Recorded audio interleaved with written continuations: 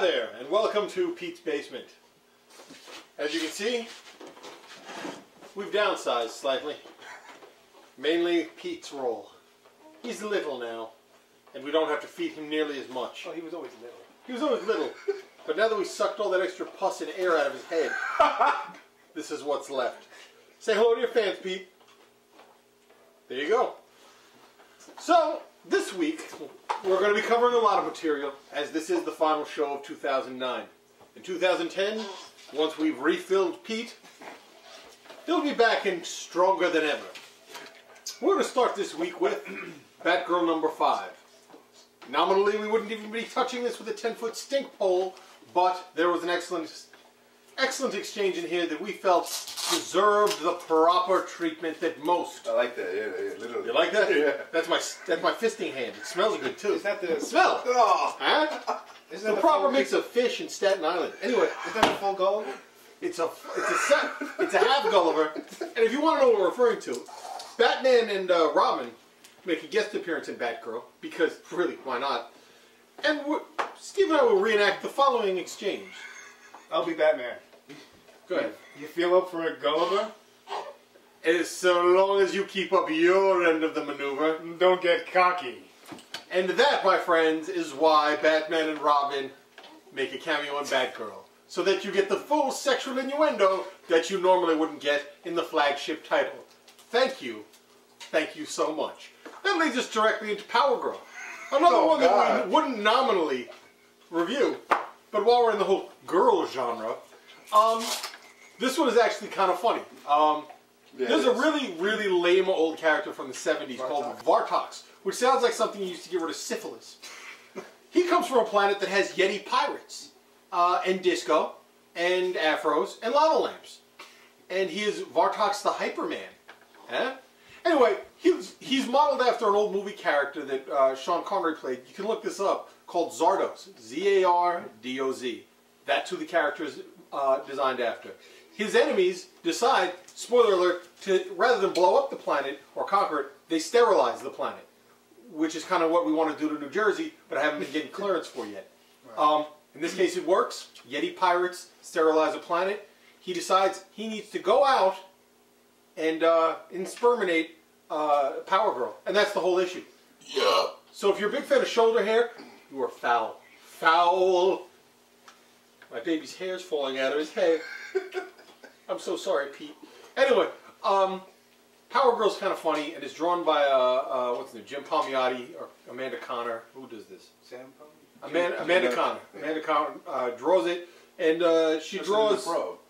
She did the pro, and she actually draws Power Girl with Titanic Jim Jams. That's the only really endorsement I can give for this. So we're gonna move out of Girl Land. Boobies. More.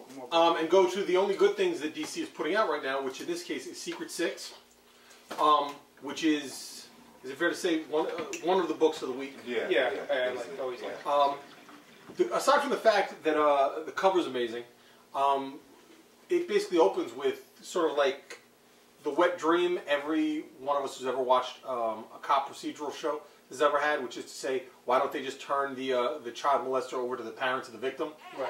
Yeah. And they do, and wow, it goes from bad to worse for the poor schmuck at the beginning of this book. No spoilers beyond that, but this is where they introduce Black Alice to the Secret Six. Yeah, which is great. She's a good character. She's been around for a while, not really used. Last time I saw her, she was in Birds of Prey. Okay. Is she going to be a member of the Secret Six? That's what it looks like. In the end, they were talking it over. It's nice to have a new person, but then it's not six. It's multiples. No, actually, multiples Vandal was taken off the team. Really? She still hangs out with them, but Bane said, no, you're off the team. Yeah, by the way, I really like how they're doing Bane in this one, where it's like halfway to being a serial killer and halfway to be like an S&M daddy figure. Yeah. Like, it's pretty good. Gail Simone, as usual, writes her ass off on this one, and the art's actually pretty good. Yeah, it is. And this is pretty reader-friendly. You can jump on this one, issue with one shot. As you know, we do kind of like keep a really close eye on this stuff, especially with money being as tight as it is. So for $3, you get a very accessible one-shot that you can read by itself, and it's still very good. One that is not as reader accessible, but is still fantastic is Green Lantern Corps number 43. We were wrong. We thought Kilowog was going to be killed and cause Guy Gardner to turn into a Red Lantern. But instead it was Kyle Rayner and he didn't quite die. No, he was brought back. Much like Barry Manilow, his career continues on and on. And by the end of this issue, yes, there is sweet love music to be made. What? Pete, what do you have to say? He's dissatisfied. He was hoping Kyle Rayner would bite the big one on this one, much as we all did, but sadly, not the case. Still, great ending. It surprised the shit out of me. And Pete Tomasi, as usual. Right, and they're keeping everything in continuity. All the issues. So. Yep. Honestly, it's not jump on friendly like Secret Six is, but it's drawn great, written great. Pete Tomasi delivers excellent. Secret Six, Green Lantern Corps should be your only 2 DC pickups this week, unless you feel the need to masturbate until you go blind to Power Girl. Just what? Though. You don't like the idea? Oh God, he's going blind now. Quick, cover for me. I'll be back. I was iffy on that. Well, like we were talking about before, it shows that he's an evil bastard. He's evil. He's willing to kill. There's a spoiler or not. There's a woman in there. Who sent to kill as a young kid. Yeah. And he did. And he kills. He killed a granny when he was like a teenager. If that. And he's like, "You're not afraid of me?" She's like, "I have no reason to be." He's like, "All right," and then he kills her. Slash the shit out of her. But I don't know how much longer they're gonna do Dark Wolverine. Is it gonna go back to Wolverine at all, or is it just gonna become? I bet you they're doing this to see how long he. Well, again. Pete was telling me also that you have a horrible AIDS-like smell coming out of your mouth. But also, he was saying that this issue of Dark Wolverine finally laid aside any hesitation he had in saying that Dark Wolverine is a bad motherfucker, so to speak. But do you think they're going to continue to do like a Tough call. Hercules type of thing, where he has his own issue now? Or? The possibility of him having his own series is very high, or they could end up turning him into a flagship villain for Marvel. Hopes are high. I actually like this character. I like him too, but they haven't been using him well until now. No, and this one was actually, and Dark Wolverine's been very hit or miss, and this was a hit. I'd actually recommend you pick it up. There's a really great turning point at the end where all the sensitive, shiny, happy bullshit gets thrown out the window, and you get a real slice of shit pie out of it. That make any sense to anybody here at the table? That's all right. Shit pie, coming to a theater near you.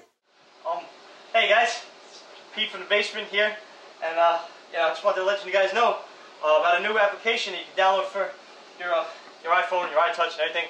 According to our director Roger, a lot of you guys watch this on your iPhone and your iTouch and everything, and so Roger made a game for so you can download it at the Mac store. It's called Battlefleet, and basically you gotta sync your opponent's battleship before they sink you.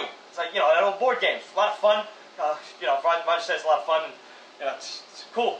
For only $1.99, you can get it right on your iTouch. So in between downloads or music or whatever, while you're on a trainer, you sit there and play the game. A lot of fun. It'd be great to download. I'm gonna go download it. I don't even have an iPhone. I'm gonna go download it anyway. Is that good? Yeah, I guess so. Thanks, Pete.